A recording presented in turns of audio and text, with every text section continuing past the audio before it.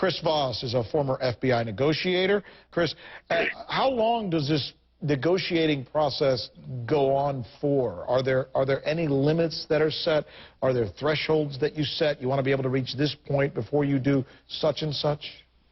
Well, cases like this have certain earmarks. This is probably going to last more than 2 to 4 hours. It's probably not going to last much more than 14 or 16. There's only so long that a person by themselves who's outside of their own home can sustain this effort.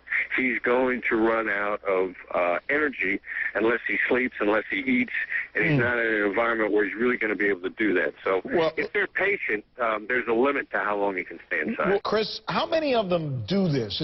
Do you use just one person, or do you use several people? Well, negotiation is a team sport, and Tom alluded to that a little bit earlier today. The hostage negotiation community in the Washington, D.C. area works and trains together quite a bit. By this time, every negotiation team in the area is aware of this and has probably offered to send help. Now, the primary negotiator is probably a Montgomery County police officer and probably being coached directly by a Montgomery County police officer, and the team is probably being run also by the same department. But there's a lot of support roles, and there's so much communication to be managed back and forth from the negotiation team that it's hard to have too many negotiators at a siege. You can find a job for almost everybody to do, to help analyze the communication, to get all the information to the primary negotiator, to break it down, to help them really gain insight into this person. So it's a team sport, and you can easily have 10 or 12 negotiators on a given team. Chris, at what point do you start to tire, if at all, when you're the person who has to have this constant communication with this fella? Well, you can stay pretty focused for a negotiator can probably stay on the line for a good 4 to 6 hours with him. He's getting a lot of support from the other negotiators that are there helping him, and quite frankly, this is what a negotiator is trained for. He's prepared to rise to this occasion. They've done a lot of practice in the past, and they're ready to stay on the line and really get to what's bothering someone and get him to let you know what it's going to take to get him to come out. And every negotiator accepts the fact that it's going to take hours to get there. That's interesting the way you just phrased that. Get him to let you know what it's going to take to get him out of there. What do you mean by that? Well, we've always had the saying, you ask the question, what's it going to take to get him out? He's going to tell you. But it's between the lines. It's reading when he hesitates, when he answers a question, or when he answers a question more quickly. Changing the tone of his voice. The specific wording that he might choose, which is why it's a team sport, if you will. It's a team endeavor, because there's so many things that a person says themselves by their word choice that it probably takes 4 or 5 people to listen to it just to hear everything and get it all right.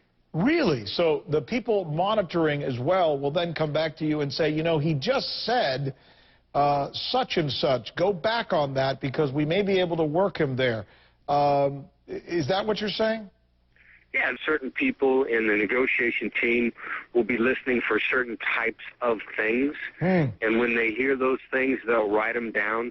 And a picture begins to emerge if you listen to everything of what's really driving this person and what they're really after, and hopefully then ultimately what it's going to take to get them to come out. Given what you've heard so far, I don't know if you've been privy to our reports or read part of his manifesto, the things that he seems to believe in, for example, that, you know, the Malthusian plan, we need to stop procreating so much, we need to stop having babies and allow the planet to have more animals in it, et cetera, et cetera.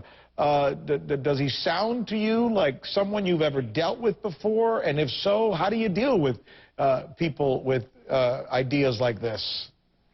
Well, this is a guy who feels isolated and misunderstood. And that's where a negotiator can really make a connection. Because his focus is on something other than people. So he feels that he's been left out. He's probably been disappointed. Things haven't worked out in his life the way he'd like to. He may have picked the Discovery Channel because he wanted to help them and contribute to what they were doing, and that didn't work out for him. So it's a guy that really feels alone and isolated, and he's hurt and he's angry. So you say to a guy like this, what? Well, you know, you start out by saying, what's this all about? I mean, why are we here today? What happened that caused this to be necessary? And then you really listen to him. There's a pretty good chance he's obviously, with his protest and his manifesto, he's been telling people, and nobody's been listening. And what he's done up to now has caused him to take this step because he can't get anybody to listen to him. So the negotiator is there to lend that ear to make a difference. So he's finally got someone to listen to him, albeit at the point of a gun or explosives. So now it's up to that listener, in this case you in the past, or a negotiator, to literally hear him out and give what, credence to some of his arguments so he doesn't fly off the handle? No, you know, at different times while you're listening, you want him to hear what he's actually saying. And part of a negotiator's job is to be a sounding board. And so when you hear things that don't add up, you say to the person you're talking to, hey, listen, you said this, but you also said this, and these are contradictions. You're going to have to help me understand that. So as a sounding board, you help them see what it is they're really saying. And when you get to the points that they can't explain, ideally those are the tipping points that help bring somebody out. That's fascinating, Chris.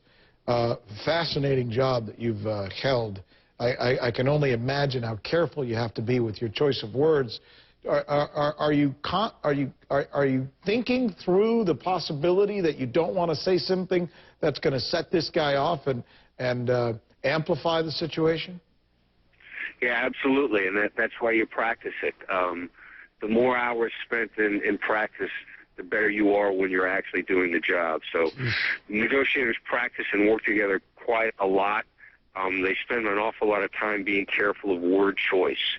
And so there's probably 10 or 15 words that a negotiator's never going to use on the phone. And then that's another thing that the rest of the negotiation team listens for when you're talking with them, is to what are the things that are, get a really negative response for them. And you add to that list and you add to those ideas when you're talking with them on the phone. Chris, thanks so much.